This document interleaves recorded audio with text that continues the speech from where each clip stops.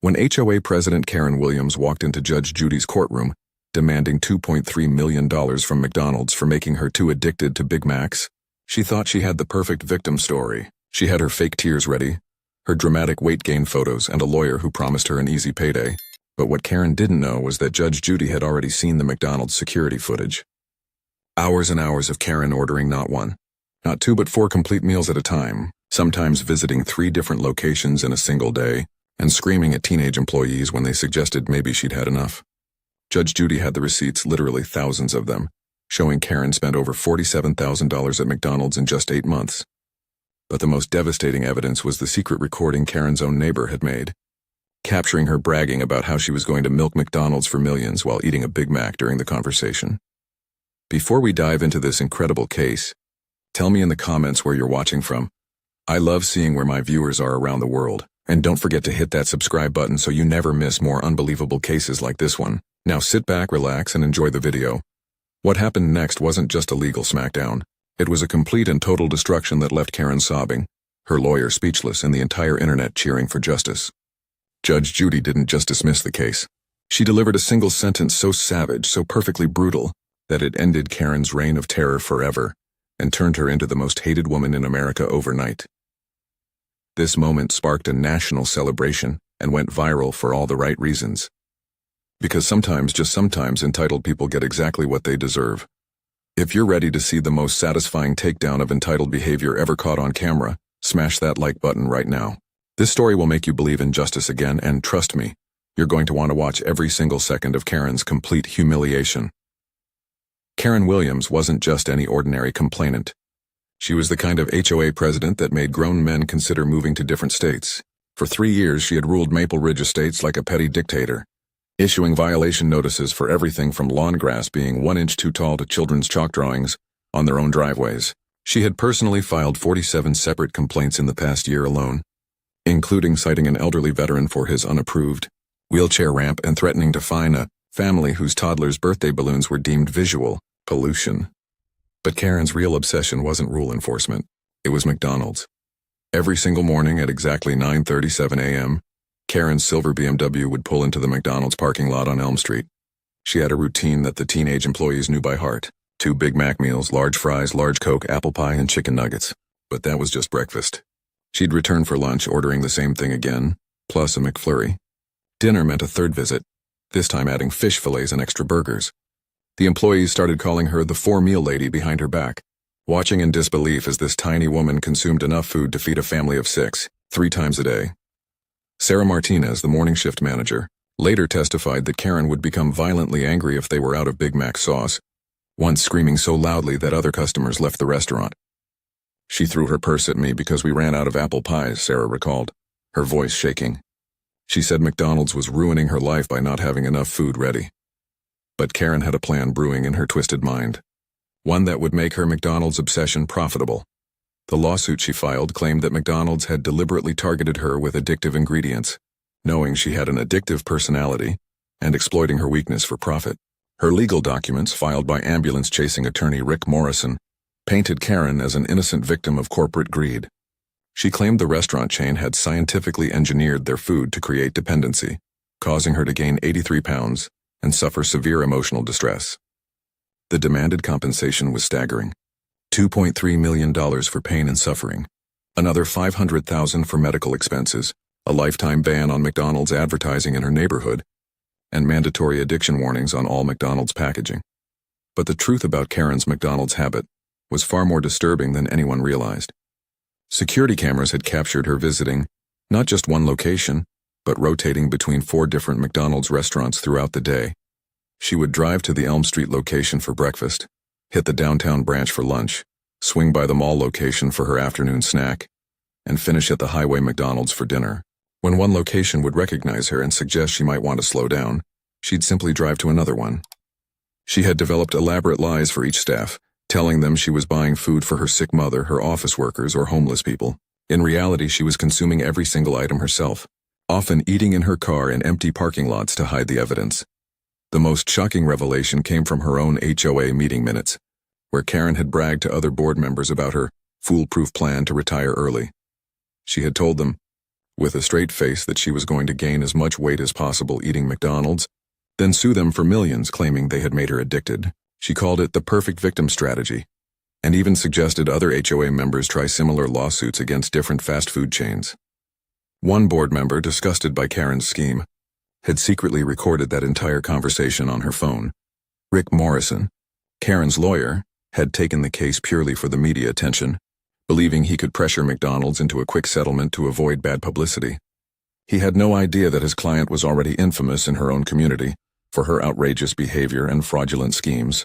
Morrison had previously represented Karen in her failed lawsuit against her neighbor's wind chimes, her unsuccessful attempt to sue a local bakery for discriminatory birthday cake fonts, and her thrown-out case against the city for allowing children to play in public parks during her designated quiet hours. What neither Karen nor her lawyer realized was that McDonald's had been quietly building a case against her for months. Corporate security had flagged her excessive visits, documented her abusive behavior toward employees, and most damning of all, they had obtained that secret recording of her admitting the entire lawsuit was a premeditated scam. Judge Judy had seen it all before Karen even stepped foot in the courtroom, and she was ready to deliver justice that would be talked about for years. As word of Karen's lawsuit spread through Maple Ridge Estates, her neighbors couldn't believe what they were hearing. The same woman who had threatened to fine them for having their garbage cans visible from the street was now claiming to be a victim of corporate manipulation. Maria Santos, who lived next door to Karen, watched in disbelief as local news trucks pulled up to interview the brave woman taking on McDonald's. Maria knew the truth.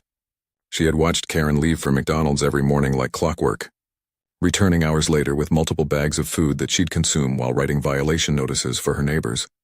Karen spent weeks preparing for her moment of fame, rehearsing her victim story in front of her bathroom mirror. She practiced crying on cue, perfecting her trembling voice as she described how McDonald's had destroyed her life with addictive chemicals. She bought new clothes in larger sizes to emphasize her weight gain and even created a fake food diary, backdating entries to make it look like she had tried to resist the McDonald's addiction. Her performance was so convincing that several local news stations ran sympathetic stories about the David versus Goliath battle brewing. But while Karen was basking in the media attention, McDonald's corporate legal team was working around the clock. They had pulled security footage from all 4 locations Karen frequented, creating a devastating timeline that showed her true consumption patterns.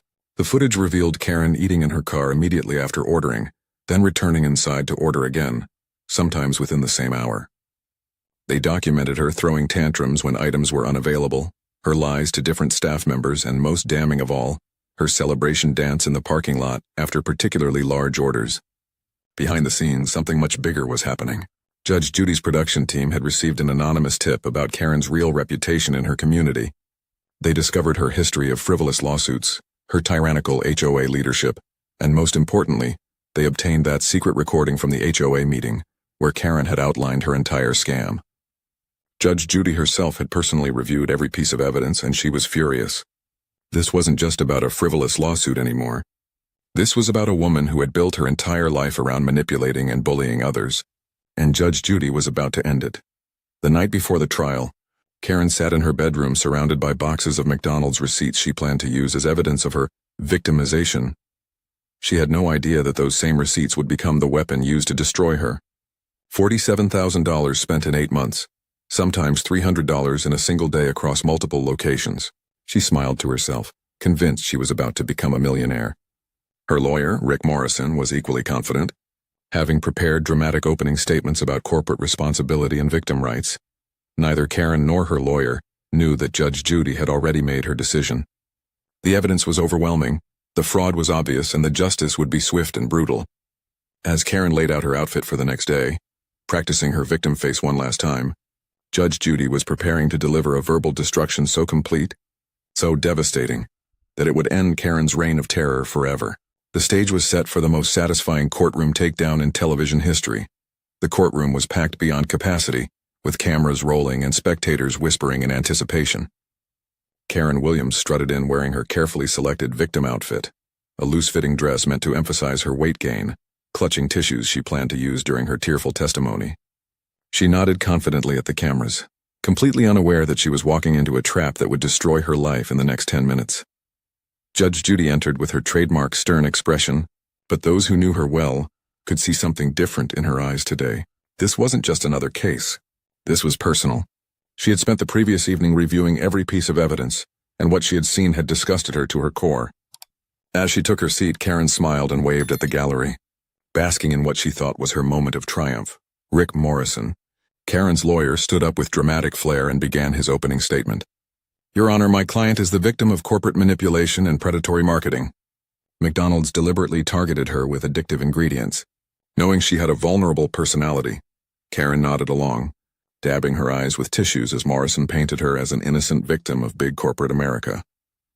The spectators seemed sympathetic, and Karen felt confident this was going exactly as planned. Judge Judy listened in silence, her expression growing darker with every word. When Morrison finished his theatrical performance, she looked directly at Karen with eyes that could cut steel. Ms. Williams, she said in a voice so calm it was terrifying, before we continue, I'd like to show you something. Judge Judy gestured to her bailiff, who wheeled in a large monitor. Karen's confident smile began to falter as she wondered what could possibly be on that screen. The first piece of footage began playing. Security camera footage from McDonald's, showing Karen ordering 4 complete meals, then immediately eating in her car before returning inside to order again. The timestamp showed this happening at 9:47 a.m., 10:53 a.m., and 11:31 a.m., all at the same location on the same day. Karen's face went white as she watched herself gorging on food with the enthusiasm of someone enjoying every single bite, not the desperate consumption of an unwilling addict. But Judge Judy wasn't finished. The second video started playing, and this time it was audio from Karen's own HOA meeting. Her voice filled the courtroom crystal clear. I'm going to gain as much weight as possible eating McDonald's, then sue them for millions. It's the perfect victim strategy. I'll claim they made me addicted and retire early off their settlement money. The courtroom gasped audibly. Karen's mouth fell open in horror as she heard her own words condemning her. Judge Judy stood up slowly, her eyes never leaving Karen's terrified face. The entire courtroom fell silent, waiting for the hammer to drop. When she spoke, her voice was steady, controlled, and absolutely devastating.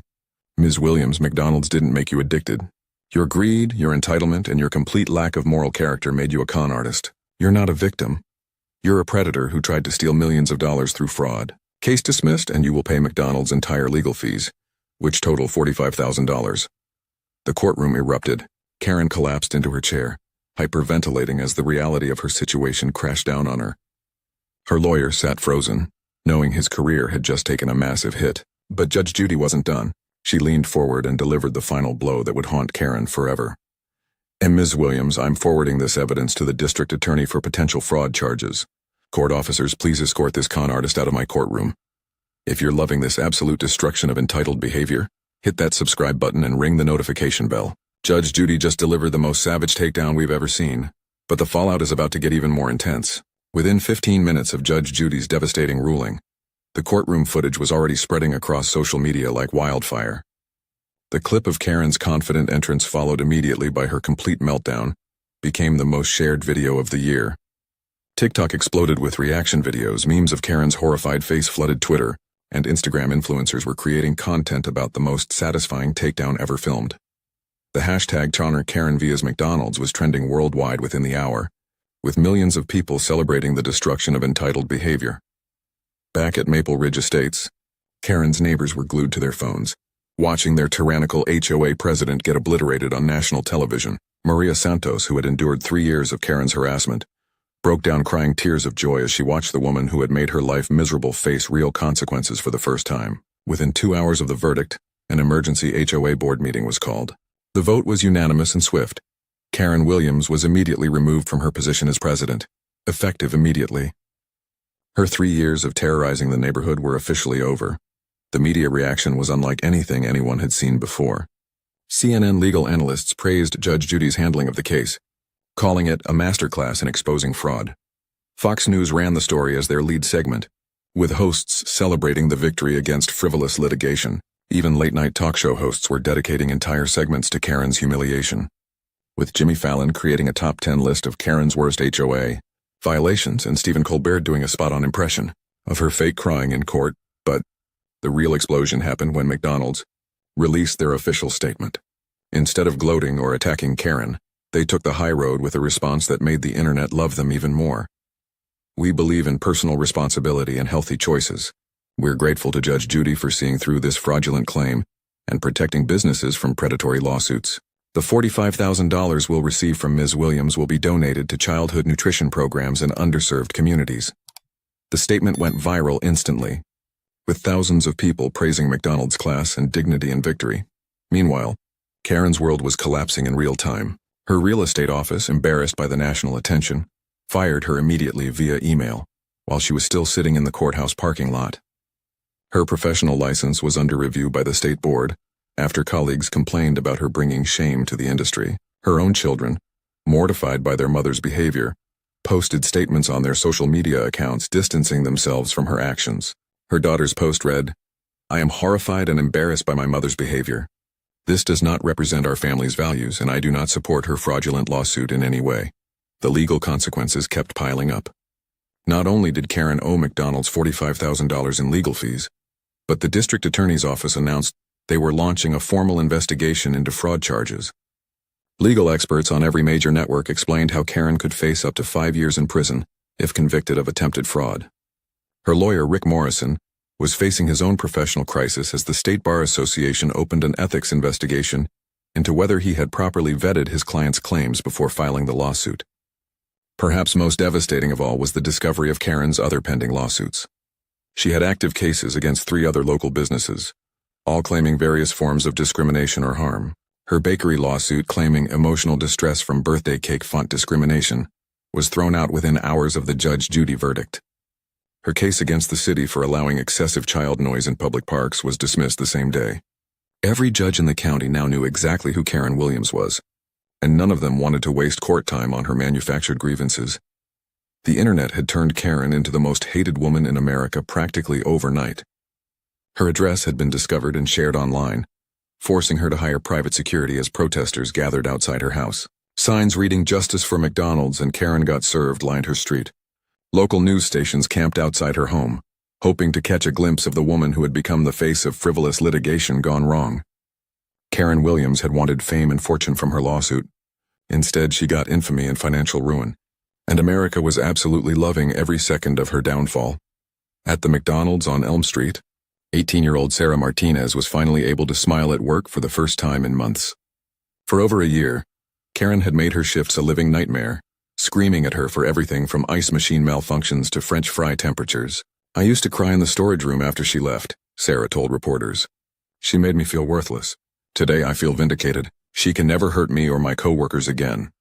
In Maple Ridge Estates, retired veteran Harold Thompson sat on his porch for the first time in 3 years, without fear of receiving a violation notice. Karen had harassed him constantly about his wheelchair ramp, calling it an eyesore and threatening daily fines. His wife Margaret cried as she watched the verdict. "He served this country and lost his leg for our freedom, and she tortured him for needing a ramp to get into his own home. Today feels like justice." 7-year-old Emma Rodriguez finally got to draw chalk rainbows on her driveway again. Her mother, Patricia, had forbidden any chalk art after Karen issued multiple violation notices for defacing HOA property with unauthorized children's markings. Emma's rainbow drawing, complete with the words "Bad Lady Gone," became a symbol of childhood freedom restored throughout the neighborhood.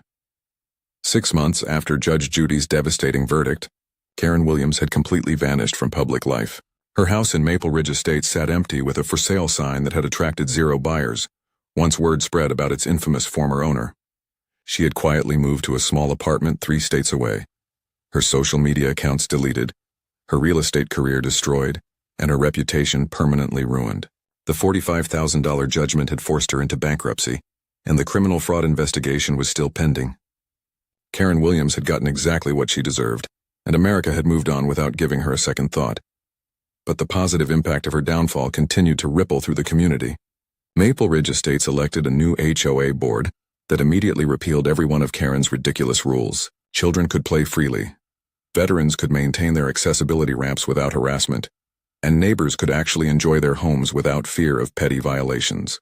The McDonald's on Elm Street became a symbol of worker dignity, with corporate headquarters sending a plaque recognizing the staff for their professionalism under difficult circumstances. Judge Judy's handling of the case became a landmark moment in television history and legal education. Law schools began showing